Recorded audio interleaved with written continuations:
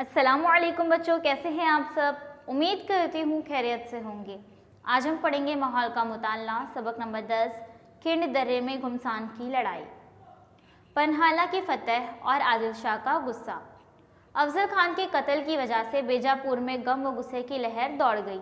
उसके फौरन बाद शिवाजी महाराज ने बीजापुर वालों के कब्जे से पन्हालगढ़ हासिल कर लिया, जिसकी वजह से आदिल शाह आग बगोला हो गए। उन्हें खाना पीना कुछ भी अच्छा नहीं लगता था। शिवाजी महाराज को तबाह व बर्बाद करने के लिए उन्होंने सिद्दी जौहर को रवाना किया। सिद्दी जौहर एक बहुत बड़ी फौज लिए निकल पड़े। फाजिल खान अपने बाप के कत्ल का इंतकाम लेने के लिए उनके साथ हो लिए। बच्चों, हम पिछले सबक में पढ़े कि जब उनकी मलका पूछती है कि कौन शिवाजी महाराज का बंदोबस्त करेगा, तो अफजल खान कहते हैं कि वो शिवाजी महाराज को या तो जिंदा पकड़ के लाएंगे या फिर अगर वो नहीं हो सका तो वो उनका सर दरबार में ज़रूर पेश करेंगे। और फिर जब वो उनकी मुलाकात रखी गई, उसके बाद क्या हुआ कि जब उन्होंने शिवाजी महाराज पर हमला किया तो शिवाजी महाराज भी पहले से तैयार होकर आए थे, तो उन्होंने भी हमला कर दिया और अफजल खान का कत्ल हो गया। तो अफजल खान के कत्ल की वजह से बीजापुर में गम और गुस्से की लहर दौड़ गई और कत्ल के फ़ौरन ही बाद शिवाजी महाराज ने बीजापुर वालों के कब्जे से पन्हालगढ़ भी हासिल कर लिया, जिसकी वजह से आदिल शाह और ज़्यादा आग बगोला हो गए। उन्हें कुछ अच्छा नहीं लग रहा था, ना खाना ना पीना, कुछ भी अच्छा नहीं लग रहा था। तो उन्होंने क्या किया, शिवाजी महाराज को तबाह व बर्बाद करने के लिए किसको भेजा, सिद्दी जौहर को रवाना किया। सिद्दी जौहर एक बहुत बड़ी फौज लिए निकल पड़ा और साथ ही फाजिल खान अपने बाप के कत्ल का इंतकाम लेने के लिए उनके साथ हो लिए, यानी कि उनके साथ निकल पड़े। पन्हालगढ़ का मुहासरा। सिद्दी जौहर बहादुर मगर सख्त गिर थे। उनका नज्म ज़ब्त बड़ा सख्त था। उन्होंने पन्हालगढ़ का चारों तरफ से मुहासरा कर लिया। शिवाजी महाराज को किले में बंद कर दिया। बरसात का मौसम करीब था। शिवाजी महाराज ने सोचा कि बरसात शुरू होते ही सिद्दी जौहर मुहासरा उठा लेगा, लेकिन बारिश शुरू होने पर उन्होंने मुहासरा और सख्त कर दिया। किले पर खाने पीने का सामान खत्म होने लगा। अब क्या किया जाए, उन हालात में ताकत से काम नहीं चलेगा। उन्होंने तय किया कि इस सूरत हाल में किसी तदबीर से मुसीबत को टालना चाहिए। उन्होंने सिद्दी जौहर को पैगाम भेजा कि मैं जल्द ही किला तुम्हारे हवाले करता हूँ। ये सुनकर सिद्दी जौहर बहुत खुश हुए और इस पैगाम को कबूल कर लिया। शिवाजी महाराज ने सोचे कि जब वो बरसात होने के बाद भी अपना मुहासरा नहीं उठाया, अपने फ़ौज को रवाना नहीं किया, तो उन्होंने क्या सोचा कि इसको ताकत से नहीं बल्कि तदबीर से इस मुसीबत को टालना चाहिए। तो उन्होंने क्या किया, सिद्दी जौहर को पैगाम भेजा कि मैं जल्द ही किला तुम्हारे हवाले करता हूँ। ये सुनकर सिद्दी जौहर बहुत खुश हुए और उस पैगाम को कबूल कर लिए। मुहासरे से सिद्दी जौहर के सिपाही उकता गए थे। ये सुनकर के शिवाजी महाराज किला हवाले करने वाले हैं, उन्हें बड़ी खुशी हुई। वो खाने पीने और गाने बजाने में मस्त हो गए। अब जब उन्होंने सुन लिया कि शिवाजी महाराज ने क्या कहा है कि जल्द ही हम किला तुम्हारे हवाले करते हैं, तो ये सुनकर सब लोग खाने पीने में और गाने बजाने में मस्त हो गए। शिवाजी महाराज मुहासरे से बाहर। शिवाजी महाराज ने मुहासरे से निकल जाने की एक तरकीब सोची। उन्होंने 2 पालकियां सजाई। एक पालकी के जरिए शिवाजी महाराज दुश्वार गुजार रास्ते से बाहर जाएंगे और दूसरी पालकी से शिवाजी महाराज का भेष अख्तियार किया हुआ शख्स राजडिंडी दरवाजे से बाहर निकलेगा। दूसरी पालकी दुश्मनों को आसानी से नजर आ जाएगी और उसे पकड़ लिया जाएगा। ये समझकर कि शिवाजी महाराज गिरफ्तार हो गए, दुश्मन खुशियां मनाएंगे। उसी दौरान शिवाजी महाराज दुश्वार गुजार रास्ते से निकल जाएंगे। ऐसा मंसूबा बनाया गया। उसके लिए एक बहादुर नौजवान तैयार हुआ। वो शिवाजी महाराज ही की तरह नजर आता था। उसका नाम शिवा काशिद था। वो शिवाजी महाराज के बाल संवारने वाला खिदमतगार था। वो बहुत हिम्मत वाला और चालाक था। यहाँ पर क्या तय किया गया कि 2 पालकियाँ सजाई जाएंगी। एक पालकी दुश्वार गुजार रास्ते से बाहर जाएगी और दूसरी पालकी आसानी वाले रास्ते से जाएगी, जहाँ से दुश्मनों को नजर आ जाएगी और दुश्मन उसे गिरफ्तार कर लेंगे और उन्हें क्या लगेगा कि हम शिवाजी महाराज को गिरफ्तार कर लिए। इस बात की वो खुशी मनाएंगे और उसी दौरान दूसरी पालकी दुश्वार गुजार रास्ते से निकल जाएगी। और ऐसे करने के लिए एक बहादुर नौजवान को तैयार किया गया जो बिल्कुल शिवाजी महाराज की तरह ही नजर आता था। उसका नाम था शिवा काशिद। वो शिवाजी महाराज के बाल संवारने वाला खिदमतगार था। तयशुदा मंसूबे के मुताबिक शिवा काशिद की पालकी राजडिंडी से बाहर निकली। रात का वक्त था, मूसलाधार बारिश हो रही थी। उसके बावजूद दुश्मन के बाद सिपाही पहरा दे रहे थे। उन्होंने पालकी पकड़ ली। ये समझ कर के उन्होंने शिवाजी महाराज की पालकी पकड़ ली है, वो उसे सिद्दी जौहर की छावनी में ले गए। वहां खुशियां मनाई जाने लगी। उसी दौरान शिवाजी महाराज दूसरे दुश्वार गुजार रास्ते से किले से बाहर निकल गए। बाजी प्रभु देशपांडे और उनके मुंतखब सिपाही हमरा थे। बांदल देशमुख की फौज भी साथ थी। दूसरी तरफ थोड़ी देर में शिवा काशिद का राज फाश हो गया। सिद्दी जौहर ने गुस्से में आकर उसे फौरन खत्म कर दिया। स्वराज के लिए इस शिवा काशिद ने अपनी जान निछावर कर दी। वो अमर हो गया। ये मालूम होने पर कि शिवाजी महाराज फरेब देकर मुहासरे से निकल गए हैं, सिद्दी जौहर गुस्से से पागल से हो गए। उन्होंने फौरन सिद्दी मसूद को एक बड़ी फौज देकर शिवाजी महाराज के ताक़ुब में रवाना कर दिया। ताक़ुब शुरू हो गया। दिन निकलने पर सिद्दी मसूद ने पांढर पानी नाले के करीब शिवाजी महाराज को जा लिया। शिवाजी महाराज बड़ी मुश्किल में फंस गए। उन्होंने किसी न किसी तरह घोड़ दर्रा पार कर लिया। वहाँ पर क्या हुआ, जब फौजी वहाँ पर लेकर गए, उन्हें क्या लग रहा था कि वो शिवाजी महाराज को पकड़ लिए हैं। उसके बाद जब उसे ले गए तो तब वहाँ पर क्या पता चला कि वो शिवाजी महाराज नहीं है, बल्कि वो कौन है, शिवा काशिद है, जो उनका खिदमतगार है। तो जैसे ही ये पता चला वो बहुत गुस्से से पागल हो गया और ताक़ुब करने लगे। तो उसके बाद शिवाजी महाराज कहाँ पर मिले, पांढर पानी में उनको मिल गए। शिवाजी महाराज वहाँ बहुत बड़ी मुश्किल में फंस गए। बाजी प्रभु की बहादुरी। गुस्से में भरे हुए सिद्दी जौहर के सिपाही तेजी के साथ दर्रे की जानिब आ रहे थे। शिवाजी महाराज ने सोचा कि अब उनका विशालगढ़ पहुंचना मुश्किल है, इसलिए उन्होंने बाजी प्रभु से कहा, बाजी बड़ा मुश्किल वक्त है, आगे रास्ता चढ़ाई का है, पीछे दुश्मन चला आ रहा है, अब विशालगढ़ पहुंचना मुमकिन नहीं, इसलिए पलटकर क्यों न दुश्मन पर हमला कर दें। शिवाजी महाराज के दिल की कैफियत को बाजी प्रभु ने ताड़ लिया। दर्रे की जानिब गुस्से में भरा हुआ दुश्मन आ रहा था। शिवाजी महाराज की जिंदगी खतरे में थी, सारा स्वराज खतरे में था। बाजी प्रभु ने शिवाजी महाराज से बड़े जज्बाती अंदाज में कहा, महाराज आप चंद सिपाही लेकर विशालगढ़ की तरफ चले जाइए, बाकी सिपाहियों को लेकर मैं दर्रे में ठहर जाता हूँ। महाराज मैं मर जाऊँगा लेकिन दुश्मन को दर्रा पार करने नहीं दूंगा। एक बाजी मर भी जाए तो आपको दूसरा मिल जाएगा, लेकिन स्वराज के लिए शिवाजी महाराज की ज़रूरत है। दुश्मन कसीर तादाद में है, हमारी तादाद कम है, हम उनके सामने टिक नहीं सकेंगे।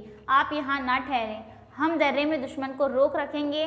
आपके विशालगढ़ पहुँचने तक हम दुश्मन को आगे नहीं बढ़ने देंगे, आप बेखौफ होकर जाइए। जब शिवाजी महाराज ने कहा कि ऐसा वक्त है कि आगे रास्ता चढ़ाई का है और पीछे कौन है, दुश्मन आ रहे हैं और इस तरह विशालगढ़ पहुँचना मुमकिन नहीं है, तो इसके लिए क्या करते हैं, पलटकर हमला कर देते हैं। तो शिवाजी महाराज की दिल की कैफियत बाजी प्रभु ने समझ गए। तो उन्होंने क्या कहा कि ऐसे शिवाजी महाराज की ज़िंदगी बहुत खतरे में है, तो उन्होंने क्या किया कि आप कुछ सिपाही को लेकर, चंद सिपाहियों को लेकर विशालगढ़ की तरफ चले जाइए और हम यहाँ पर कुछ सिपाही यहाँ पर ठहर जाते हैं दर्रे में और हम दुश्मनों को यहीं पर रोक रखेंगे और आप आगे बढ़ जाइए, आप बेखौफ होकर जाइए। बाजी प्रभु की वफादारी देखकर शिवाजी महाराज का दिल भर आया। बाजी जैसे सरदार को दांव पर लगाना शिवाजी महाराज को मंजूर नहीं था, लेकिन स्वराज के मकसद को हासिल करना था।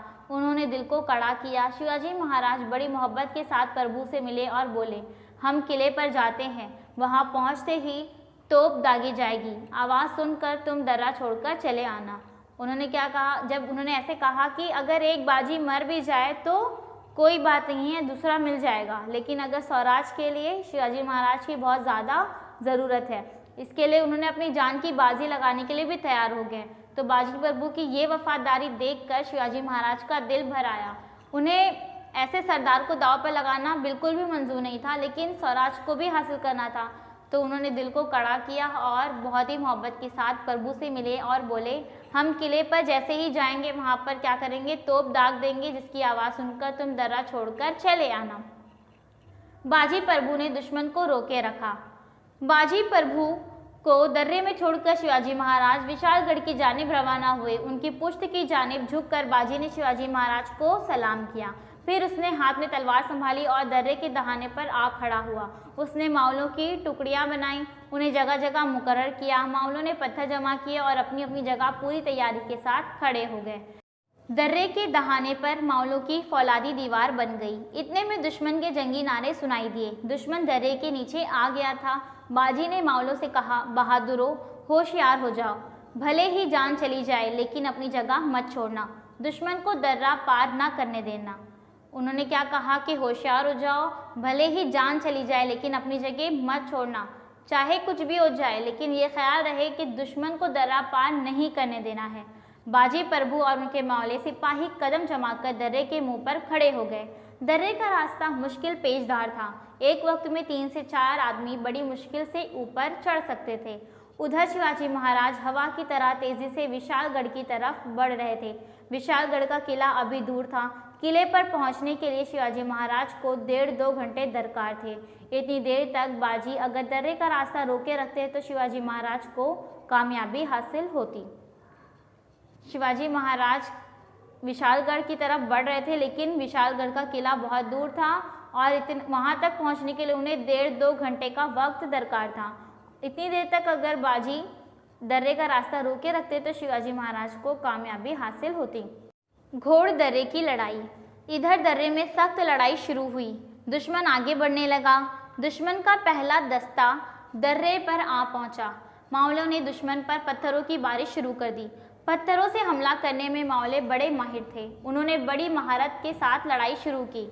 शिवाजी महाराज के मावलों ने कई दुश्मनों को मार डाला। कई लोगों के सर फट गए। पहली टुकड़ी नाकाम हो गई, उसे पसपा होना पड़ा। दोबारा दूसरी टुकड़ी दर्रे पर चढ़ने लगी। बाजी प्रभु चिल्लाया, मारो पीटो। मावलों को जोश आ गया। हर हर महादेव के नारे लगाते हुए वो दुश्मनों पर टूट पड़े।